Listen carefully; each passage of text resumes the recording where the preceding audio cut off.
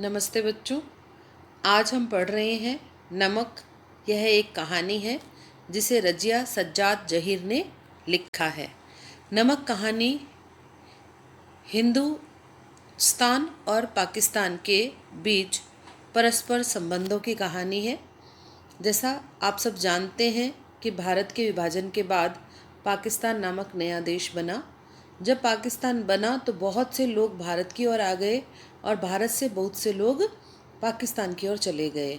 लेकिन आज हम रोज़ ये बात देखते और सुनते हैं कि सरहद पर तनाव बना हुआ है, जबकि लेखिका इस कहानी के माध्यम से बताना चाहती हैं कि दोनों ही देशों में रहने वाले लोग एक जैसे हैं, एक जैसी भाषा, एक जैसे वेशभूषा, यहाँ तक कि उनके विचार भी मिलते हैं। फिर भी हम लोग भाई भाई की तरह न रहकर परस्पर दुश्मनों की तरह रह रहे हैं, जबकि देश की जनता, दोनों ही देशों की जनता यह नहीं चाहती कि किसी भी तरह का तनाव किसी भी सरहद पर हो। देखते हैं कहानी। सफ़िया एक दिन कीर्तन में गई तो वहाँ पर उसने एक सिख बीबी को देखा।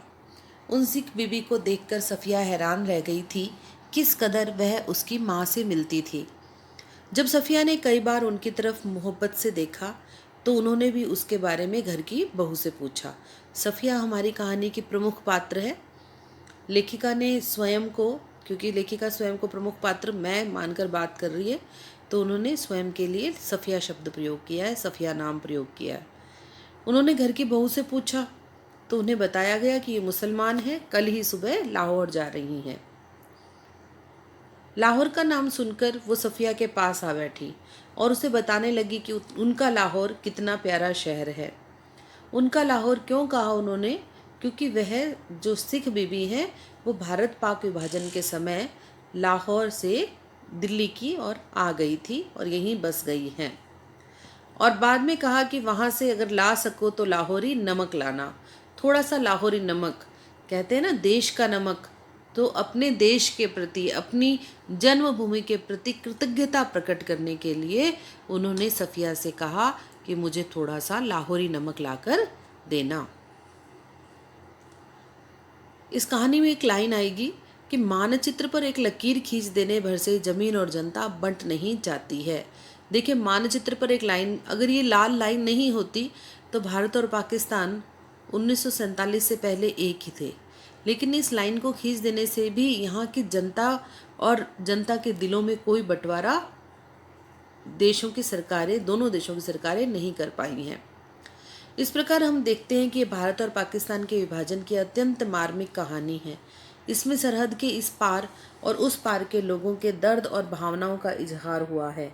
पाकिस्तान से विस्थापित होकर आने वाली सिख बीबी आज भी लाहौर को ही अपना वतन मानती है और वह उपहार के रूप में वहाँ के नमक की फरमाइश करती है।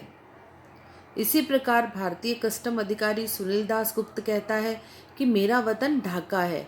राष्ट्र राज्यों की नई सीमा रेखाएं खींची जा चुकी हैं और मजहबी आधार पर लोग इन रेखाओं के इधर उधर अपनी अपनी जगह मुकर्रर यानी निश्चित कर चुके हैं। इसके बावजूद जमीन पर खींची गई रेखाएं अंतर्मन तक नहीं पहुंच पाई हैं। यानी चाहे इस देश से उस देश लोग आ गए हों, रहने लगे हों, अपने व्यवसाय कर लिए हों, उन्होंने अपना उन ज़मीनों पर अपने घर बना लिए हों, लेकिन मूल में उनके आज भी उनका अपना देश जहां उन्होंने जन्म लिया था वही बसता है। लाहौर के कस्टम अधिकारी का यह कथन भी गौर करने योग्य है कि उनको, सिख बीबी को, यह नमक देते वक्त मेरी तरफ से कहिएगा कि लाहौर अभी तक उनका वतन है और दिल्ली मेरा, तो बाकी सब रफ्ता रफ्ता ठीक हो जाएगा, यानी धीरे धीरे। इस तरह ये कहानी भौगोलिक रूप से दो भागों में बंट गए देश के लोगों की भावात्मक एकता की मार्मिक कहानी है। यह थी हमारी नमक कहानी। धन्यवाद।